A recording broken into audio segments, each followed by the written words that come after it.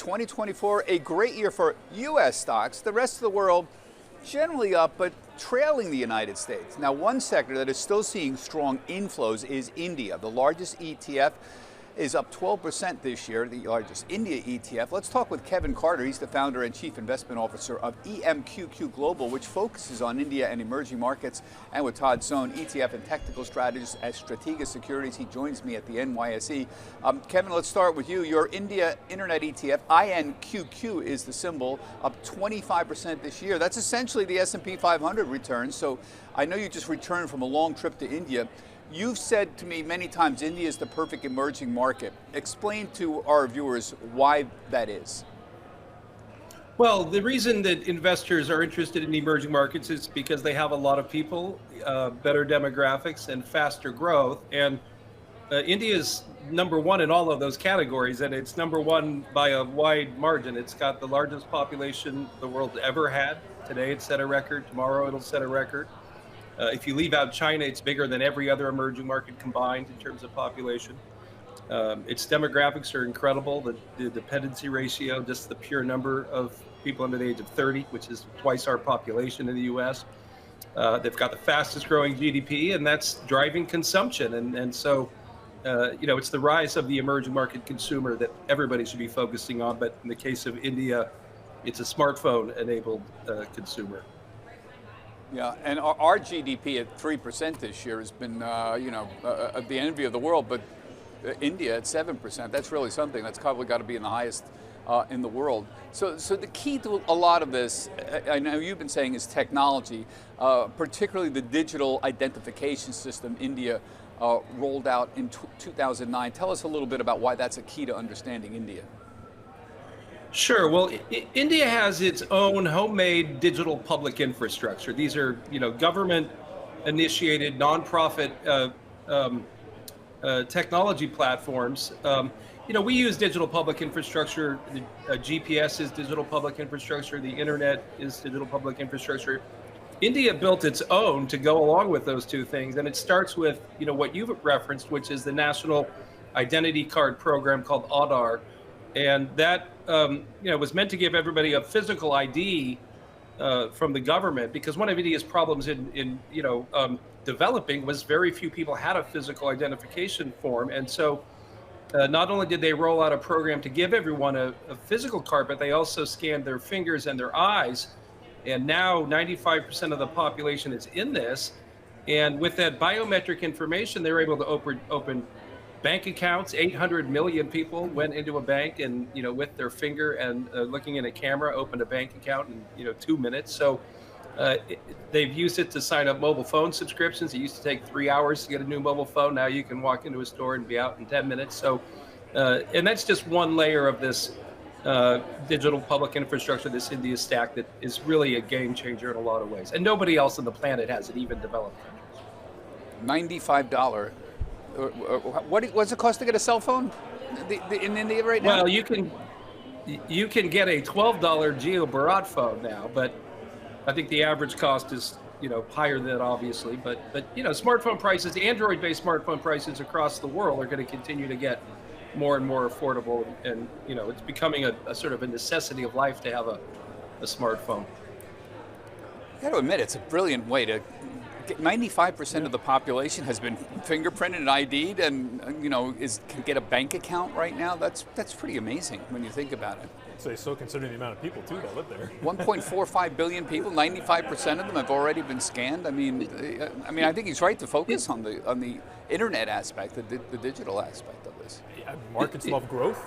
What a better story of growth than what Kevin was just talking about. So that's why India's done so well. Yeah. I know this India Internet ETF, I want to talk about it, INQQ. It focuses on e-commerce companies in India. Why the focus on e-commerce? What's the idea here?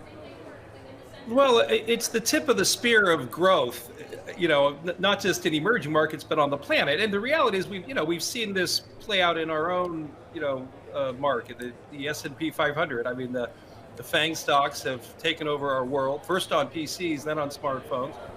And we saw what happened in China. China hasn't done great, but the best performing remain the internet companies. And now, India's arrived. And so it's it's basically a combination of three mega trends at the same time. The first is billions of new consumers, or 1.5 billion in the case of India.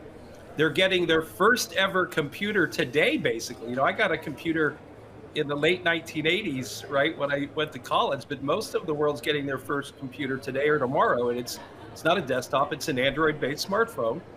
And when they get that device, they're also getting the internet for the very first time. So you're giving billions of people supercomputers in their pocket, internet access, and what makes it so powerful is because the emerging market consumer, they've never had a bank account or a credit card or a debit card. There's no Target stores to go to. So they're leapfrogging, and it's driving what, you know, I'm confident is the fastest growing part of emerging markets by a wide margin. We just put up some of the largest holdings. We like to do this just to show you what's underneath some of these. And there's names that I don't think are familiar to a lot of people. So tell us about some of these companies. Zomato is a name I know about. They've been around for a while. They do what? It's a food delivery company, essentially, Zomato, right? Yeah, let me actually talk about Zomato, because one of my biggest takeaways from my trip, it has to do with Zomato. So, you know, historically, when I wanted to make it easy, I would tell people it's the DoorDash of India, right? So they do the same thing DoorDash does, which is deliver food from restaurants.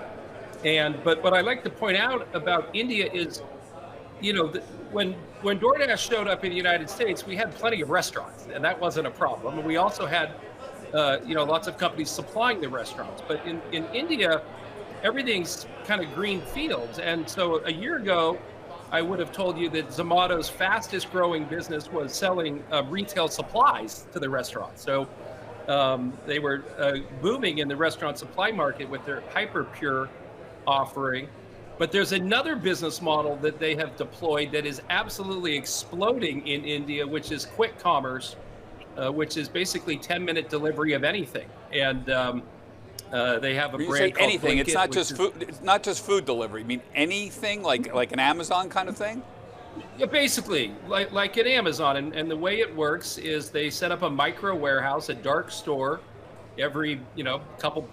What you need for this to work is dense populations and low-cost labor on two-wheeled vehicles. And I've seen this firsthand in Bogota, where this business model really got perfected by a Latin American startup called Rappi. But so you got dense populations, you've got low-cost labor on scooters and bicycles and motorcycles, and you put in a dark store, and it's right on the street with the other stores, but it's not for retail people to walk into.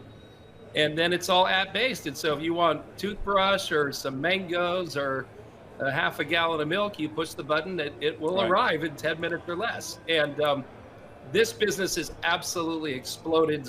One of the reasons Zomato's done so well this year is because the quick commerce business, Blinkit, has exceeded expectations. And it now looks like it's the biggest business at Zomato is going to be quick commerce. And there's two other competitors. One of them went public when I was there, called Swiggy. And the third one is still private, called Zepto. But this is going to be a huge deal because traditional retailing in India is done at 13 million mom and pop stores, the Kirana stores. And that's 90% of consumer spending. And now they're under serious attack by this group of upstarts. Right. And there's other companies here. I see InfoEdge. This does like online real estate and job ads, for example. I don't think online real estate when I think of India, or job ads. But as you said, you got 1.4 billion people that have simple cell phones. I guess that you can get stuff like that. Sure. Well, they're one of the oldest of the Indian internet companies, and their primary businesses are, as you said, employment and living, which are two important categories. But they've been incredibly profitable, and so they've also managed to make a lot of other investments. So they actually own over 10% of Zomato, and they also own a piece of another one of our companies, which is the online insurance leader, Policy Bazaar. So you get a lot with InfoEdge because of their additional investments. Yeah. Todd, I want to bring you in. What about all this enthusiasm for India? It does seem to hit all of the right buttons here in terms of we've been talking about the perfect emerging market, but what can go wrong? I mean, I recall there was a lot of enthusiasm about China 10 years ago, and that has cooled significantly. I mean, is there any downside to this? I think the biggest risk for Indian markets is that it gets caught up in a more prolonged mean reverting trade, right? Nvidia, India, semiconductors, right? AI, they're all kind of the same trade in a sense. Just buy the momentum, buy the growth. And so I think if enthusiasm and expectations get too ahead of itself for India, you may be in for a more painful period. That would be it. And then the other side of that is, all of a sudden China starts to work. I'm very skeptical of that, given the historical data on China, right? It's a volatile market. It's returned 0% over 30 years. But maybe that's a 2025 story where things that we want to work take a backseat to things that we expect to not work. Yeah. What about that, Kevin? I mean, India seems to be the beneficiary of companies that are trying to diversify their supply chains out of China. How far along is that thesis? That's been around for a couple of years now, but how close to any kind of reality is that? I mean, India becoming the rival to China for global supply chains. It's very, very early. It's very early in that. I mean, obviously this China plus one, diversify your supply chains, that's a real thing. The Vietnam's going to benefit, Mexico's going to benefit and has benefited. It's taken a little longer, I think, in India for a number of reasons, but it's definitely happening. Apple's moved a significant percentage of their iPhone production. So they need jobs. They know they need jobs. They're doing all sorts of things. This is one of the great parts about the Modi government is they're very pro-business. They know they need jobs, and they're doing lots of things to try to attract them. They just need to keep getting them and getting more of them. So India will definitely benefit from the China plus one trends. The general idea here, though, is it's taking a while. Though they still don't have the infrastructure to become a true rival to China. China just has decades of advances in the infrastructure. Yeah, I think the interesting thing, though, is India has really chipped away at China's dominance in benchmarked emerging market indices. Right? For the investable conclusion, that's a good thing because it's more balanced. And you mean it's a bigger part of the global emerging market? I mean, China was 40% 4 years ago. India was low double digits, and now it's 20% versus 25%.